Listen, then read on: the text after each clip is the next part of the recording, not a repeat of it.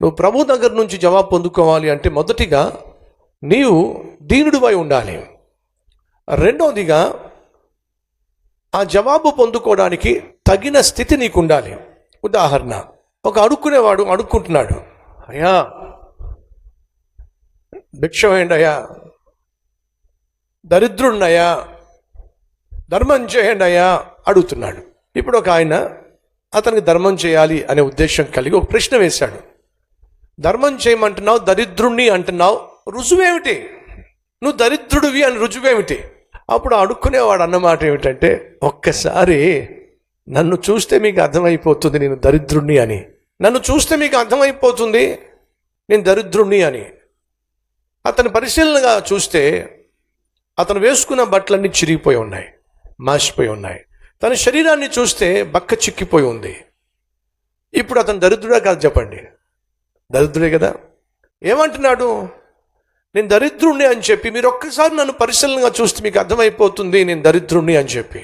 సహోదరి సహోదరులు, మనం దేవుని దగ్గరకు వెళ్ళినప్పుడు మనకున్నటువంటి దరిద్రతను దేవునికి తెలియచేయాలంటే అసలు మనం ఆ స్థితి కలిగి ఉండాలి. మీ పిల్లోడి చేతిలో చాక్లెట్ ఉంది లేదా ఐస్ క్రీమ్ ఉంది. ఐస్ క్రీమ్ సరిగా తింటలేదు వాడు. ఐస్ క్రీమ్ సరిగా తింటలేదు.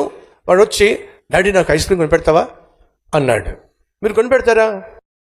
ఎందుకు కొనిపెట్టరు? ఉన్నదే వాడు సరిగా తినలా. రెండోది కొనిపెడతారా?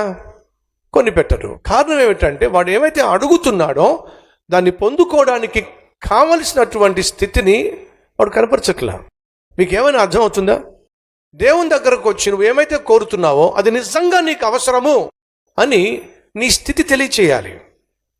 నీకున్న పరిస్థితులు తెలియచేయాలి. నీ స్థితి నీ పరిస్థితులు తెలియచేయకుండా నువ్వు దేవుని దగ్గరకు వచ్చి కొంచెమ కోరికలు కోరుతున్నావు అనుకో, దేవుడు సమాధానం ఇవ్వడు. ఏమంటున్నాడు? నేను దరిద్రున్నయ్యా. ఎలా చెప్పగలను దరిద్రుడు? ఒకసారి నన్ను చూడు, నీకు అర్థమవుతుంది. మనం దేవుని దగ్గరకు వచ్చి ఏదైనా దేవుని ముందు మనం చేస్తున్నప్పుడు మనం ఏమైతే అడుగుతున్నామో దాన్ని పొందుకోవడానికి అర్హమైనటువంటి స్థితి మనం కలిగి ఉన్నామా? That is most important. మళ్ళా జ్ఞాపకం చేస్తున్నా, దేవుడు మన ప్రతి కోరిక తీర్చేవాడు కాదు, మన ప్రతి అవసరము తీర్చేవాడు. కోరిక వేరు, అవసరం వేరు. అవసరాలు తీర్చేవాడు మన దేవుడు. కాబట్టి మనం దేవుని దగ్గరకు వచ్చినప్పుడు మనం కోరుకుంటున్నామా, కోరికలు కోరుకుంటున్నామా, అవసరాలను బట్టి దేవుని సన్నిధిలో ప్రార్థన చేస్తున్నామా? That is most important.